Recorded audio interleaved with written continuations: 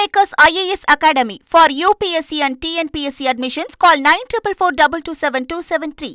பீகார் மாநிலத்தில் 10 முறை முதலமைச்சராக இருந்த நிதிஷ்குமார் அவருடைய பதவியை ராஜினாமா செய்ததை அடுத்து பீகார் மாநிலத்திலுடைய அடுத்த முதலமைச்சராக சாம்ராட் சௌத்ரி பதவியேற்க இருக்கிறார். இது தொடர்பாக எமது செய்தியாளர் ரமேஷ் குமாரிடம் கேட்போம். ரமேஷ், உங்களுடைய தகவல்களை பதிவு செய்யுங்க. பீகார் மாநிலத்தின் அடுத்த முதல்வர் யார் என்ற கேள்விக்கு விடை கிடைத்திருக்கிறது. பாஜகவை சேர்ந்த சாம்ராட் சௌத்ரி பீகார் மாநிலத்தின் அடுத்த முதல்வராக தேர்வாவது உறுதியாகி இருக்கிறது. பீகார் மாநில சட்டப்பேரவை வளாகத்தில் நடைபெற்ற தேசிய ஜனநாயக கூட்டணியின் சட்டமன்ற உறுப்பினர்கள் குழு கூட்டத்தில் என்டிஏ கூட்டணியினுடைய தலைவராக சாம்ராட் சௌத்ரி தேர்வு செய்யப்பட்டிருக்கிறார். இதன் மூலம் அவர்தான் பீகார் மாநிலத்தின் அடுத்த முதல்வராக போவது உறுதியாகி இருக்கிறது. நாளை காலை அவர் 11 மணிக்கு முதல்வராக பதவியேற்பார் என அக்கட்சி வட்டாரங்கள் தெரிவிக்கின்றன. இன்னும் சற்று நேரத்தில் ஆதரவு கடிதத்தை எடுத்துக்கொண்டு பீகார் மாநில ஆளுநரை சந்தித்து முறைப்படி அவர் ஆட்சி அமைக்க உரிமை கோர இருக்கிறார்.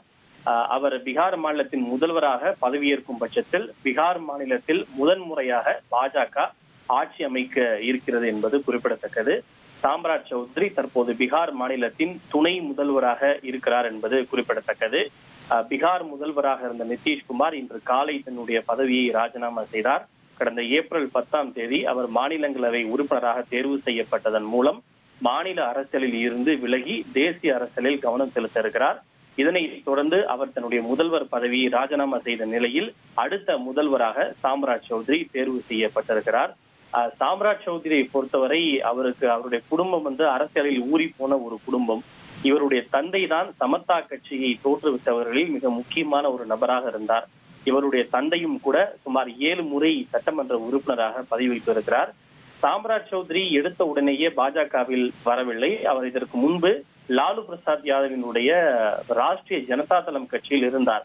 1999 என்று நினைக்கிறேன். அப்போது பீகாரிலே லாலு பிரசாத் யாதவினுடைய மனைவி ராப்ரி தேவியினுடைய ஆட்சி நடைபெற்றுக் கொண்டிருந்தது. அவருடைய ஆட்சியில் இவர் வேளாண் துறை அமைச்சராக முதன்முறையாக பதவி வகித்தார். அதன் பிறகு 2013ஆம் ஆண்டு ராஷ்டிரிய ஜனதா தளம் கட்சியிலிருந்து விலகி 2018 அவர் பாஜகவில் இணைந்தார். அதன் பிறகு பாஜகவினுடைய பீகார் மாநில தலைவராகவும் அவர் பதவி வகித்தார்.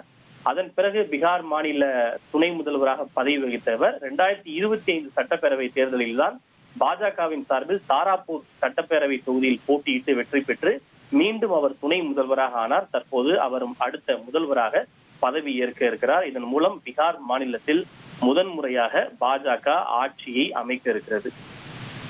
உங்களுடைய விரிவான தகவல்களுக்கு நன்றி ரமேஷ்குமார்.